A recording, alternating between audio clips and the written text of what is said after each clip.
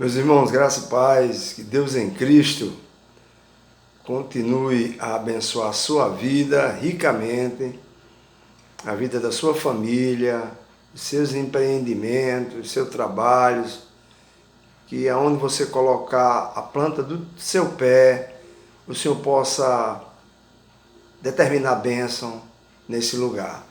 Eu sou o pastor Vanilson Vieira, na cidade de Parnamirim, no Rio Grande do Norte. Nunca paro para pedir likes, pois eu sei que se você gostar, você vai dar, se você não gostar, você também não vai dar. Mas eu peço que você fique até o final dessa mensagem, porque numa multidão de palavras, Deus sempre vai ter alguma coisa para você. Alguma coisa de relevante, que vai edificar você, que você precisa ouvir, tá certo? Quando Deus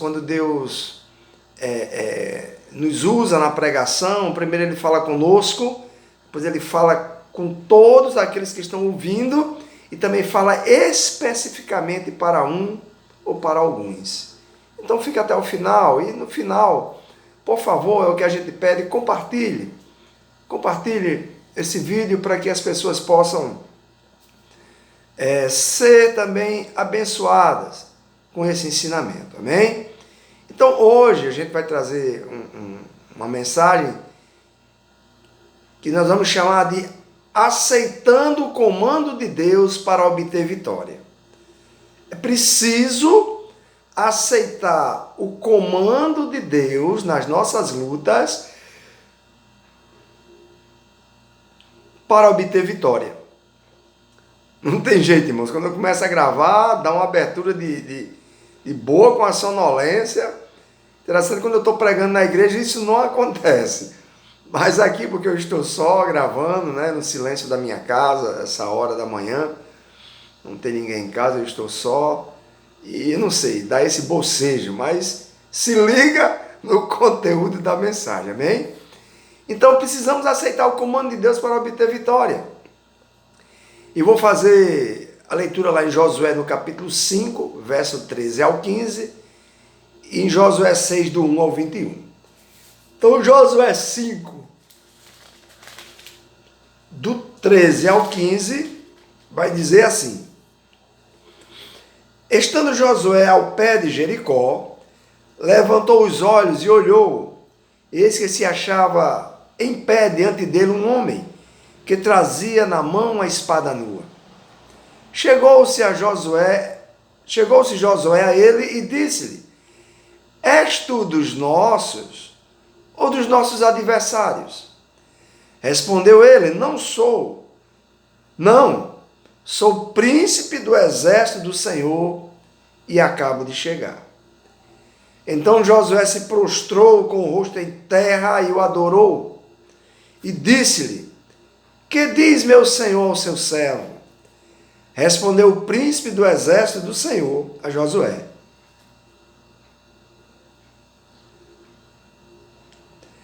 Descalça as sandálias dos pés, porque o lugar em que estais é santo.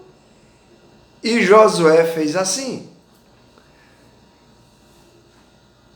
Capítulo 6, do 1 ao 21.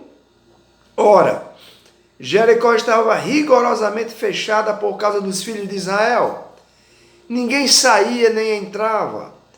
Então disse o Senhor a Josué: Olha, entreguei na tua mão Jericó, o seu rei e os seus valentes. Vós, pois, todos os homens de guerra, rodeareis a cidade, cercando-a uma vez, assim fareis por 6 dias. 7 sacerdotes levarão 7 trombetas de chifre de carneiro adiante da arca. No 7º dia, rodeareis a cidade 7 vezes, e os sacerdotes tocarão as trombetas. E será que, tocando-se longamente a trombeta de chifre de carneiro, ouvindo vós o sonido dela, todo o povo gritará com grande grita. o muro da cidade cairá abaixo e o povo subirá nele,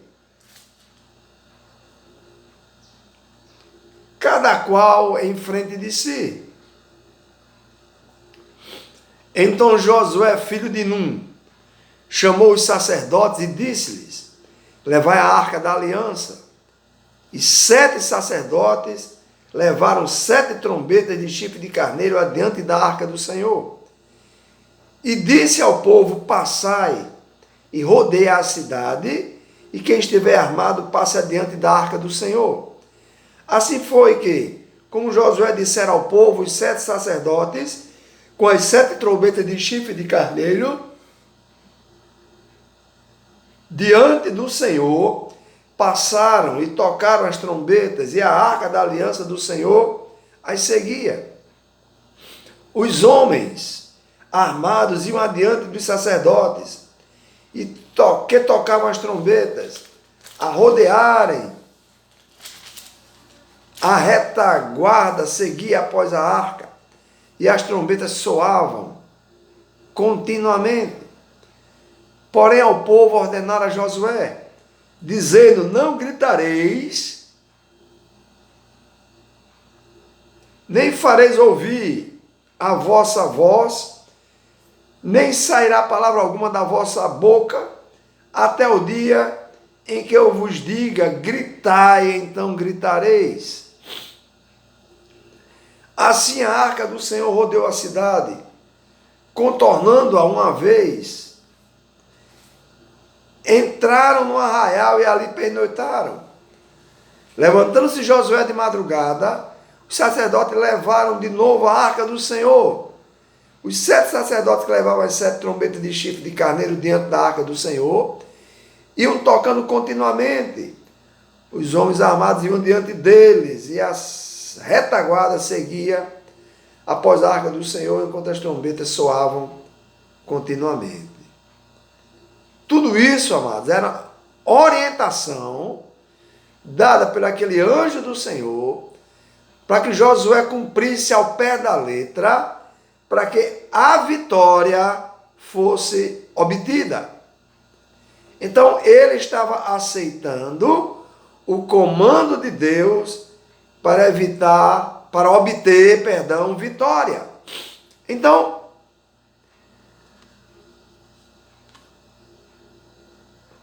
depois que o concerto de Deus com Israel foi renovado, lá no deserto, foi renovado através da circuncisão, ou seja, as crianças, os homens que não foram circuncidados, tinham que ser circuncidados, que era cortar o prepúcio do seu membro masculino, do seu pênis, né?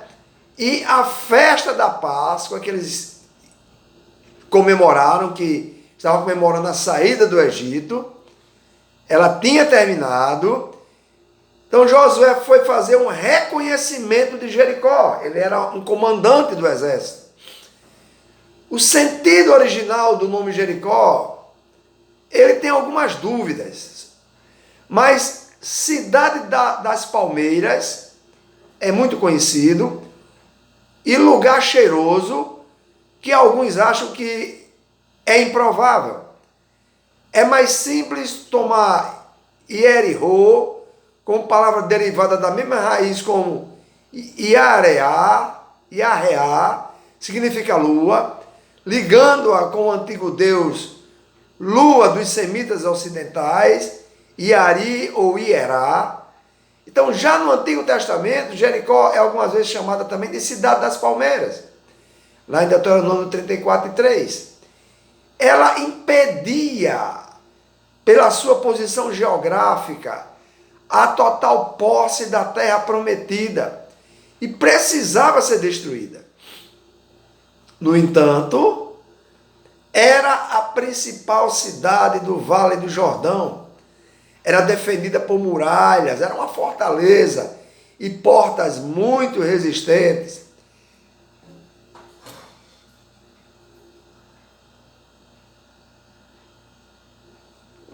Em cima das muralhas Para vocês terem uma ideia, eram ruas onde carros puxados, né, a animais, tracionados por animais, andavam.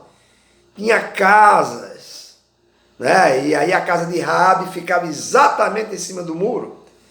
Então Deus havia condenado aquela cidade.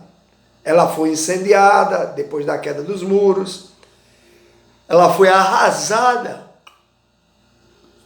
E Josué pronunciou uma maldição sobre qualquer homem que tentasse reconstruir Jericó.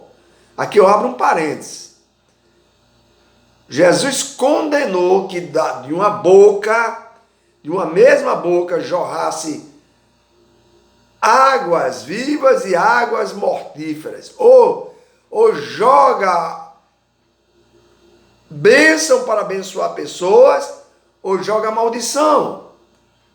Claro que o Senhor quer hoje, nessa dispensação da graça, estamos debaixo da graça, nessa nova aliança, que a nossa boca não profira maldição sobre ninguém.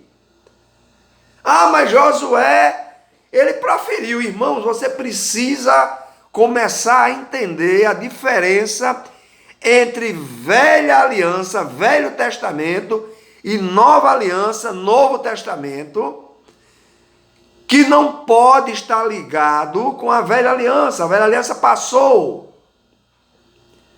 Como também, aqui eu vou abrir outro parênteses,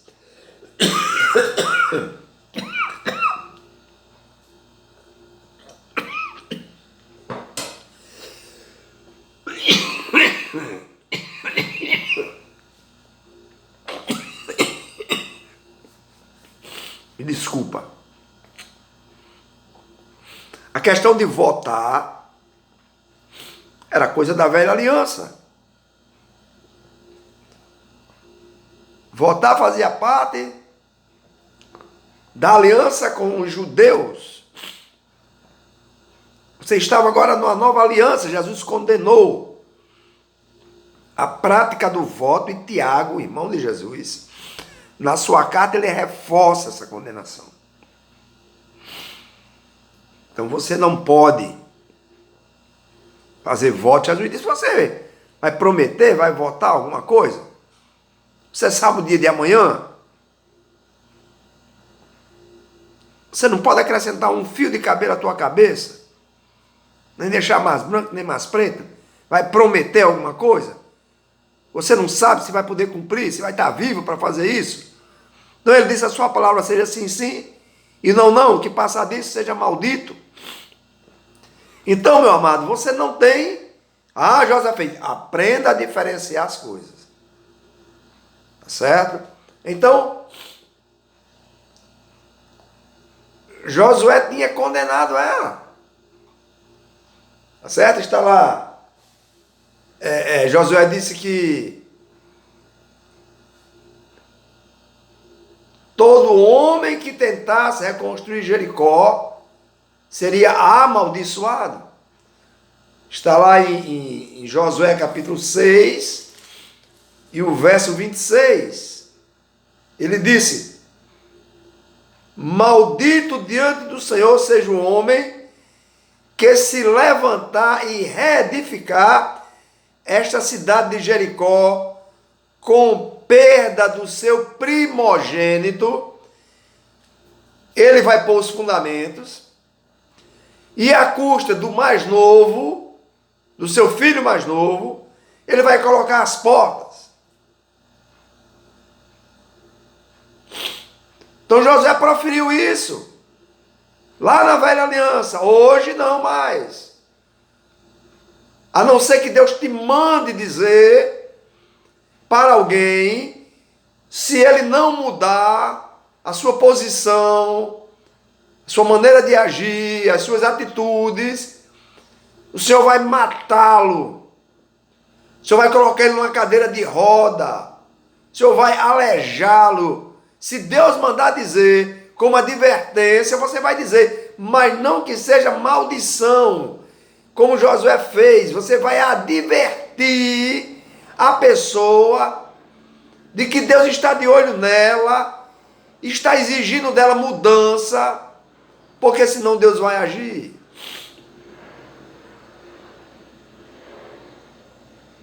E o que aconteceu?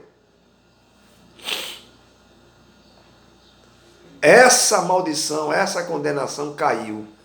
500 anos depois, sobre Iel, que era de Betel. Lá em 1 Reis 16 e 34. Do jeito que Josué disse, se cumpriu. Em 6 dias, Iel, o betelita, que era da cidade de Betel, edificou a Jericó, morrendo Abirão, seu primogênito. Do jeito que Josué disse. Colocou os fundamentos da cidade e morreu seu segundo filho, e ele pôs as portas de Jericó, conforme a palavra do Senhor, que falava pelo ministério de Josué, filho de Nun. Se cumpriu. A palavra do Senhor se cumpre. Se cumpre, alguém vai cumpri-la. Deus vai usar alguém para cumprir aquilo que ele determinou que ia acontecer. Você tem que orar pedindo ao Senhor misericórdia, para que você, eu, não seja esse. Então, enquanto Josué observava a cidade de Jericó, ele levanta os olhos, eis que se achava em pé diante dele um homem, que trazia na mão uma espada desembainhada. Josué aproximou-se desse homem e perguntou: você é um dos nossos soldados? É soldado inimigo? E ele recebe uma resposta que deixa claro, que deixou claro quem estava no comando daquela batalha. Josué capítulo 5 e verso 14. O anjo do Senhor respondeu a Josué: não sou soldado inimigo, sou príncipe do exército do Senhor. E acabo de chegar. Então Josué se prostrou com o rosto em terra e o adorou. E disse-lhe: que diz meu senhor ao seu servo? Abro outro parênteses. Quem era aquele anjo? Jesus Cristo. Uma teofania. A teologia diz que a teofania são aparições de Jesus no Velho Testamento para homens, para mulheres,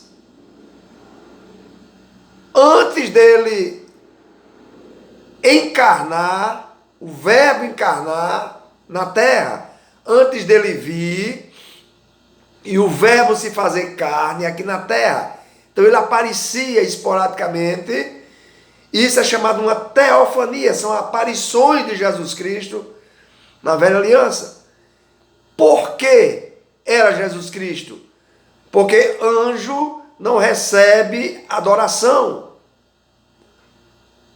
O anjo vai dizer: levanta-te, não se prostra, porque eu sou teu conservo, ou seja, sou tão servo dele como você também é, então não posso receber adoração.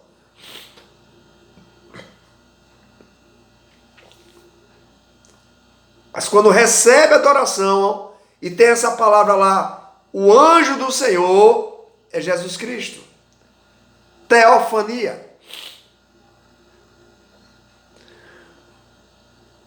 Aqui temos uma manifestação de Cristo no Velho Testamento. E geralmente aparece com o título Anjo do Senhor. Ele aparece aqui como um capitão, um príncipe do exército do Senhor.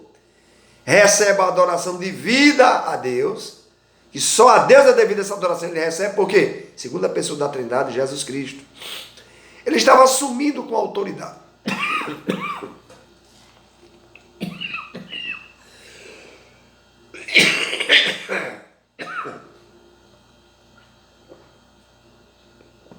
assumindo com autoridade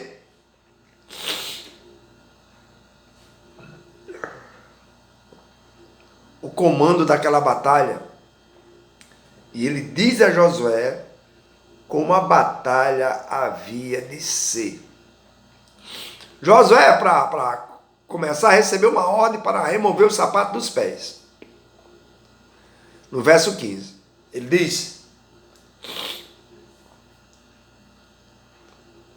descalça a sandália dos pés, porque o lugar em que estás é santo. E fez Josué assim, para começar.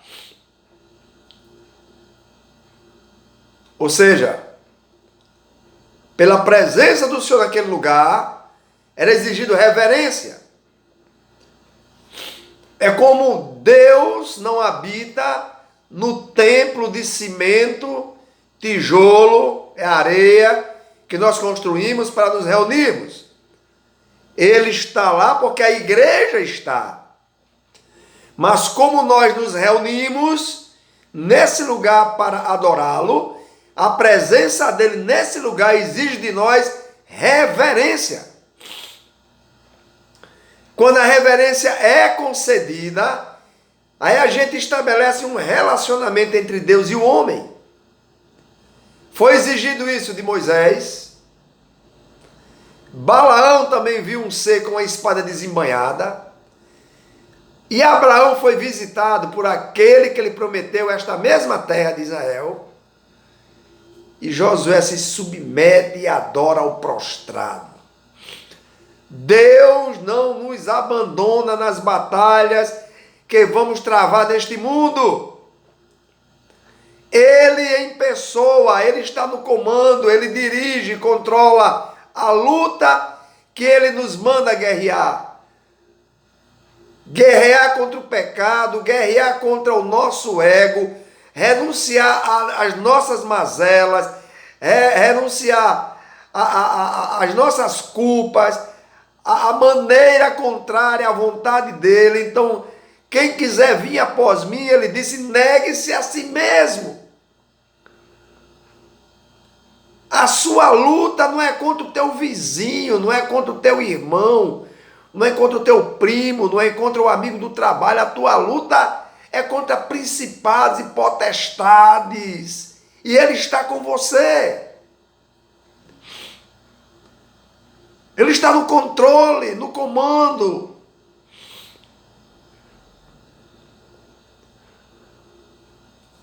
Ele passa para Josué a estratégia para batalhar.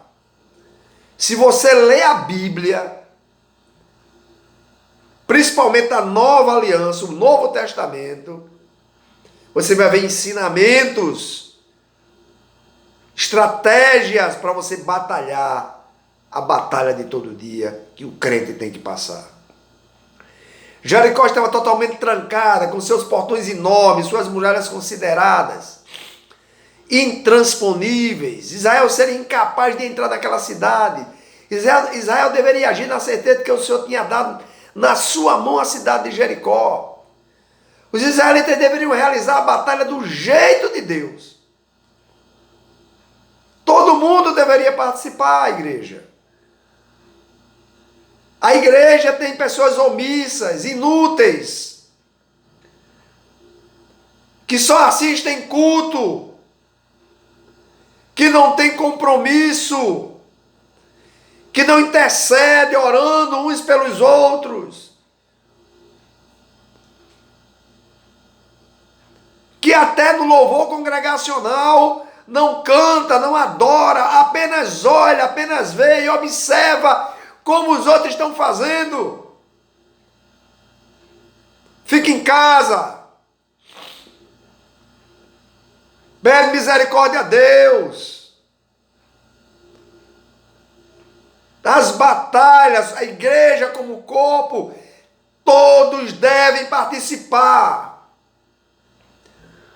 Haveria um momento de gritar e outro para correr. Fazendo do jeito que Deus disse, Jericó seria derrotada. Não foi por sabedoria humana. O plano dado por Deus parecia loucura perante a ciência militar. Se você perguntar a generais de exércitos do mundo, que plano é esse? Eles diriam, isso é uma loucura. Não foi por energia da carne, da vontade de ver sangue, de matar, de destruir. Na verdade, o desejo de combater foi restringido por Deus. Não foi depois de uma longa luta ou cerco militar. A vitória veio no momento. A vitória foi dada aos fracos. Aqueles que não podiam ultrapassar aquelas muralhas. E não usaram armas militares.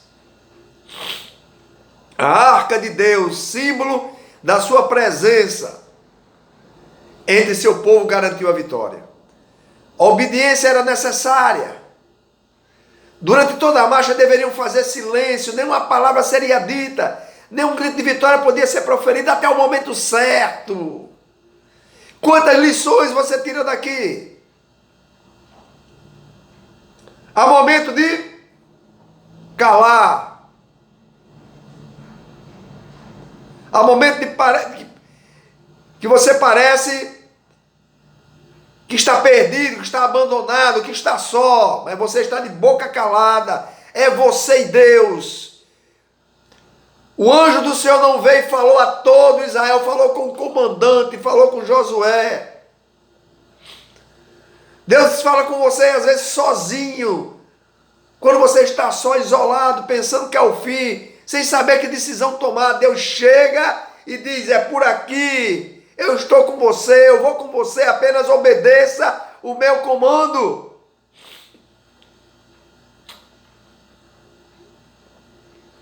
E no momento certo, você vai deixar de ficar calado e vai gritar, Senhor, Tu és o Deus de Israel, de Isaac, Abraão e Jacó, Tu és o meu Deus.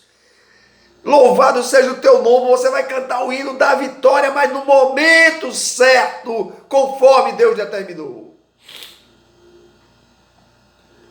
O triunfo deve ser da fé, isto é, da completa e absoluta confiança no invisível capitão do exército do Senhor, Jesus Cristo de Nazaré. As promessas de Deus nunca alcançarão aqueles que se recusarem a obedecer aos seus planos. Depois, toda iniquidade havia de ser destruída. A cidade fica debaixo de maldição e Raabe é salva. Raabe é salva.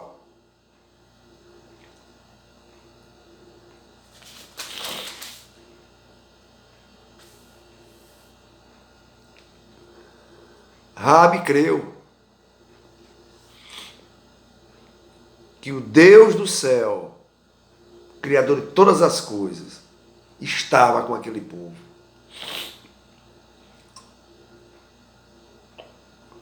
A nossa guerra maior, irmãos, é contra o pecado. Essa batalha espiritual travada a todo momento. Travamos guerra todos os dias e o dia todo. Não podemos nos esquecer de quem está no comando e seguir as suas recomendações que estão na sua palavra, sonhos e visões. Lá em Hebreus, no capítulo 11, do verso 30 ao verso 31, vai dizer assim: pela fé caíram os muros de Jericó, sendo rodeados durante 7 dias. Pela fé, Raabe a meretriz não pereceu com os incrédulos.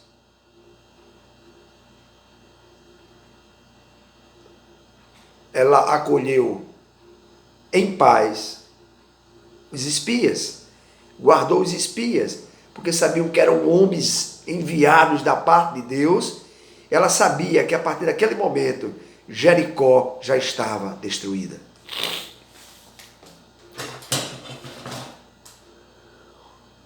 Nós encontramos nesses 2 versículos de Hebreus 11, 30 e 31, o sentido e o significado desta vitória. É uma lição da vitória da fé. Você vencerá pela fé. Acreditar. Mesmo que você queira esmorecer, peça a Deus que renove as suas forças. Renove as suas forças. Toda vitória que você tiver, só virá através da fé. Amém? Compartilhe esse vídeo. Me ajude em nome de Jesus a compartilhar. Para as pessoas aprenderem e serem edificadas. Obrigado, que Deus em Cristo continue nos abençoando.